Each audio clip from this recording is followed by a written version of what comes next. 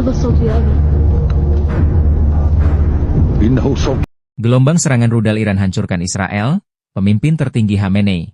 Pertempuran telah dimulai. Teheran, Tel Aviv, dunia terhenyak ketika Iran meluncurkan gelombang serangan rudal terbesar dalam sejarah konflik Timur Tengah ke wilayah Israel. Dalam serangan yang terjadi secara simultan di berbagai penjuru negeri, sistem pertahanan Israel kewalahan menghadapi derasnya hantaman rudal-rudal balistik dan drone kamikaze yang diluncurkan dari berbagai titik strategis Iran dan sekutunya di kawasan. Serangan ini terjadi hanya beberapa hari setelah insiden mematikan di konsulat Iran di Damaskus yang dituding dilakukan oleh Israel, memicu kecaman internasional dan janji balas dendam dari Teheran. Serangan balasan Iran yang terjadi dini hari waktu setempat itu diklaim sebagai operasi pembalasan terbuka oleh Garda Revolusi Iran, IRGC. Dalam pidato yang disiarkan secara nasional, pemimpin tertinggi Iran, Ayatollah Ali Khamenei, menyatakan dengan tegas, pertempuran telah dimulai. Ini adalah awal dari babak baru di kawasan. Ketidakadilan harus dihentikan, dan musuh akan merasakan api kemarahan rakyat yang tertindas. Serangan terkoordinasi dan mematikan. Menurut laporan resmi dari media Iran, lebih dari 500 rudal balistik jarak menengah, rudal jelajah presisi, serta ratusan drone serang dikerahkan secara bersamaan. Target utama mencakup markas militer, pusat intelijen, hingga infrastruktur strategis seperti pembangkit listrik dan bandara militer.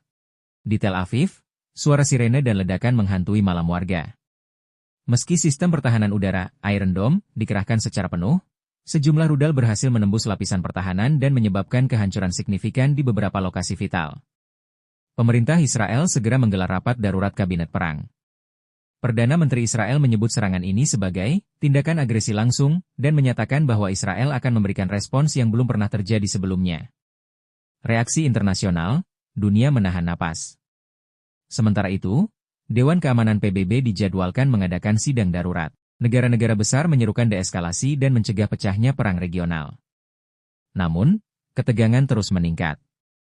Hizbullah di Lebanon dan milisi pro-Iran di Irak disebut turut bersiap siaga, memperkuat kekhawatiran akan meluasnya konflik menjadi perang kawasan. Amerika Serikat dan sekutunya di NATO disebut dalam posisi siaga tinggi. Presiden AS merilis pernyataan singkat, "Kami memantau situasi secara aktif. Israel berhak membela diri, namun kami menyerukan penghentian segera kekerasan."